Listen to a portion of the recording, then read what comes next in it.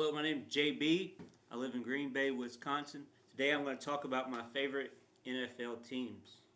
So now that you know that I live in Green Bay, Wisconsin, you probably think that my favorite NFL team is the Green Bay Packers and always has been. Um, I'm going to talk about the Green Bay Packers in a minute, but I'm originally from North Carolina, and when I was a kid, born in '85, um, until the Panthers were founded in 1995, Carolina Panthers, we didn't have an NFL team in North Carolina or South Carolina or that area. The closest ones were the Falcons in Atlanta and the football team up there in Washington. They called it back then. They called it the Redskins. Now they're called the Commanders. But my favorite team as a kid was the Dallas Cowboys. And I think the reason for that was because they were on TV pretty often because they were really good back then. That's when they were going to the playoffs and winning Super Bowls a long time ago. And they were known as America's team.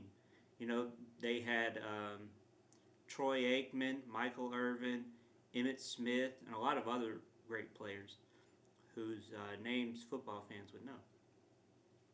But I like them, and one of my cousins, older cousins, he probably influenced that.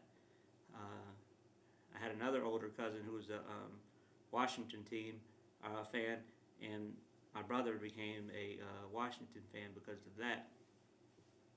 But I like the Cowboys.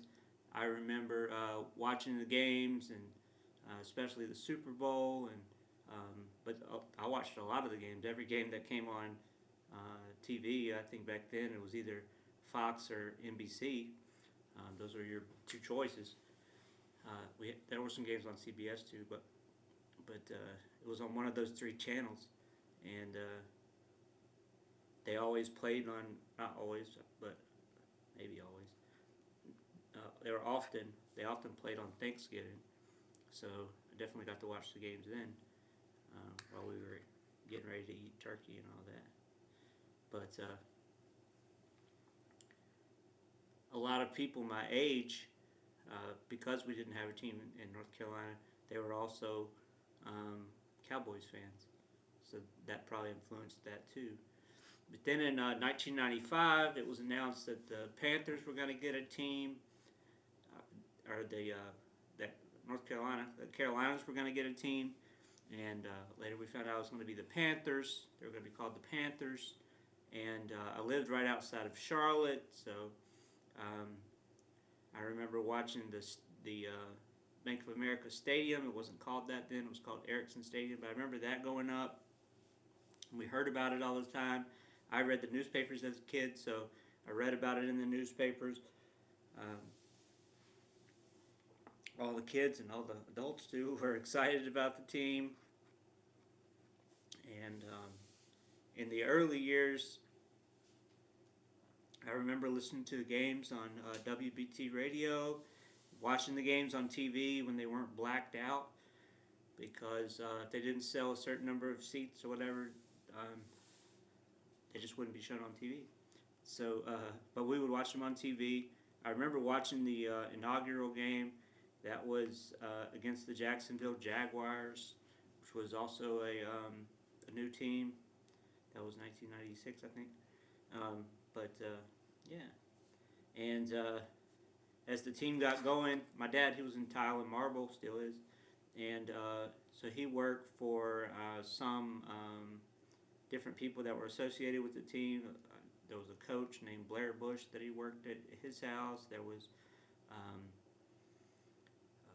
a defensive end named Mike Fox, and he worked at his house. And Mike, he gave my dad an autographed hat that my dad brought home to me, and that was real cool.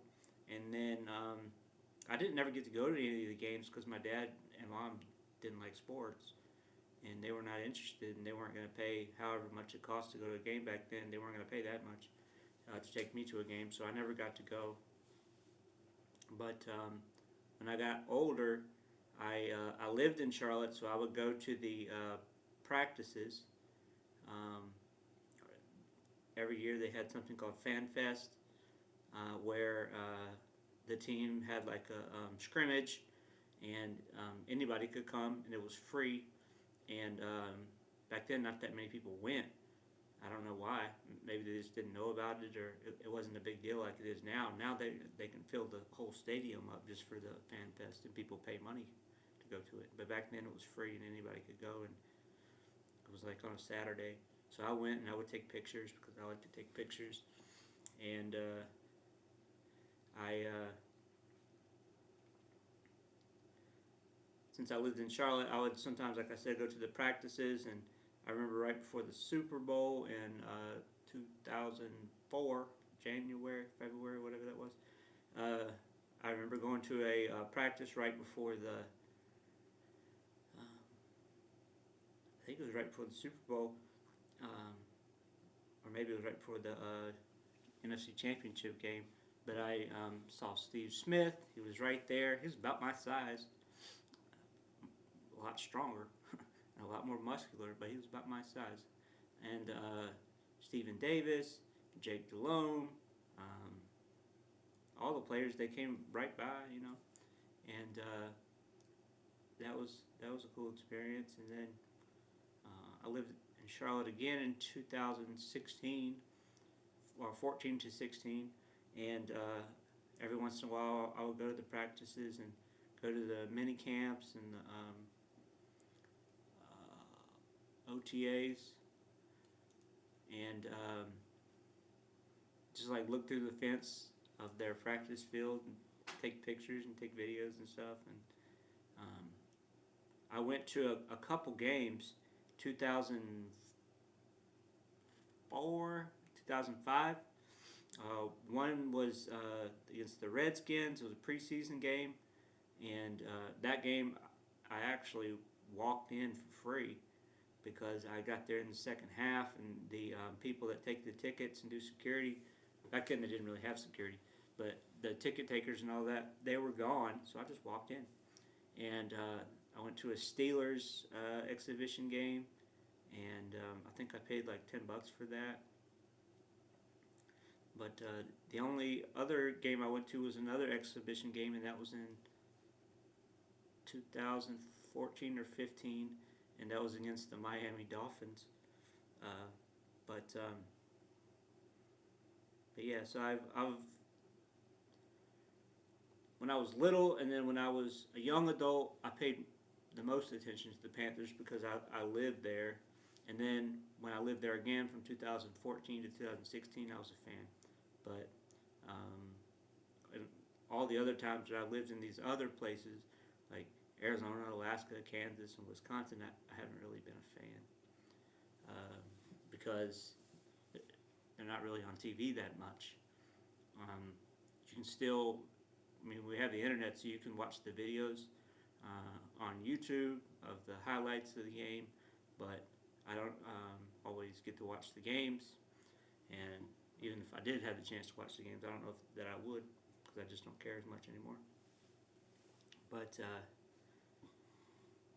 yeah, I do remember a few years back in 2016, I think, the very end of 2016, I was in Ciudad Juarez, Mexico, and I watched the Panthers at a bar in Mexico, and that surprised me because the NFL wasn't really a thing outside of the USA for a long time, but now it is. Now it's a big deal. And even in Mexico, everybody has a team. Not everybody, but a lot of people have a team. And so to be able to watch a game at a bar, I thought that was pretty cool in Mexico. But now I live in Green Bay, Wisconsin. And if you live in Green Bay, Wisconsin, you have to be a Packers fan. You don't have a choice. I mean, when I was, I don't know how old I was, but it was 1997, so I was almost 12, I guess, 11 or 12. I was at Kmart, and I needed clothes, and my dad didn't have money, and but I needed a sweatshirt because it was cold outside. And the Panthers had just lost to the Packers in the NFC Championship game, and there was a sweatshirt there that they were basically giving it away. I think it was like $3.96 or $5.96 or something like that. It was very cheap, and it was the only one that we could afford. So I got that one. My dad said, "Are you sure you want a Packers sweatshirt because you're a Panthers fan?" I said, "Well, you don't have any more money, so I have to." And so I got that one and wore it. I wasn't really a Packers fan, but I bought it. But anyway, so like in Green Bay, you pretty much have to be a Packers fan. I actually started supporting the Packers in 2011, 2012 when they had a stock sale because the team is owned by the fans. It's a nonprofit organization. The stock doesn't mean anything really, but it's just a way for fans to show that they support the team and help fund the team and help make it possible to have the team in Green Bay, because Green Bay's a small town. There's only like 100,000 people and maybe like 250,000 people in the county, something like that. But living in Green Bay, everything is about the Packers. We have a college here, University of Wisconsin Green Bay. They have sports teams. They don't have a football team, but they have sports teams, and some people support them, but they're not that big. And then we have St. Norbert College. They have sports teams and they have a football team, but it's at a very low division, and so they have their fans, people who went to the school and people who live in that area, the pier. But that's not too big either. But everybody is a Packers fan, and everywhere you go in Green Bay, there's Packers history. There's different places where either the Packers used to play there, they practiced there, they stayed there, or Packers players live there. Vince Lombardi's house is still up, still there. Lots of other houses that Packers players and coaches lived in are still there. There's like a sign out in front of the Catholic church where Vince Lombardi went that said he used to go there. And I used to make a joke that, there's those signs everywhere. They're green signs that have information about Packers history. And I say that, a sign might say, Vince Lombardi was once here and he took a shit. They just tell everything that ever happened as related to a place. But the Packers are a big deal. And here, I don't live that far from Lambeau Field, which people that aren't even football fans know about Lambeau Field because it's been around a long time. A lot of big games were played there. They've seen it on TV from, Brett Favre and Aaron Rodgers and now Jordan Love. But a lot of people who live in Green Bay are somehow connected to the Packers, whether they work there at the stadium or they work for the team, or they somehow know a player or coach, or they're just a fan. So everybody knows about the Packers. And like if you go, or if you're at the water cooler at work, whoever's getting their water with you, they're going to say, hey, did you hear about what Aaron Rodgers did? Or do you think he's coming back? Or how do you think Jordan Love?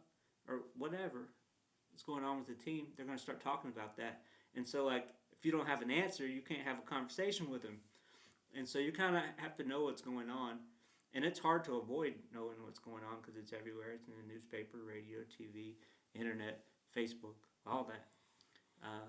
Everybody's talking about it. So you know what's going on. And like last week, a player from the Chicago Bears, he made a joke that there's nothing to do in Green Bay when there's a football game. And it's true. And really, there's not that much to do here anyway. But especially when there's a football game, some people said, "Oh, he took a shot at the Packers," but he wasn't taking a shot. He was telling the truth.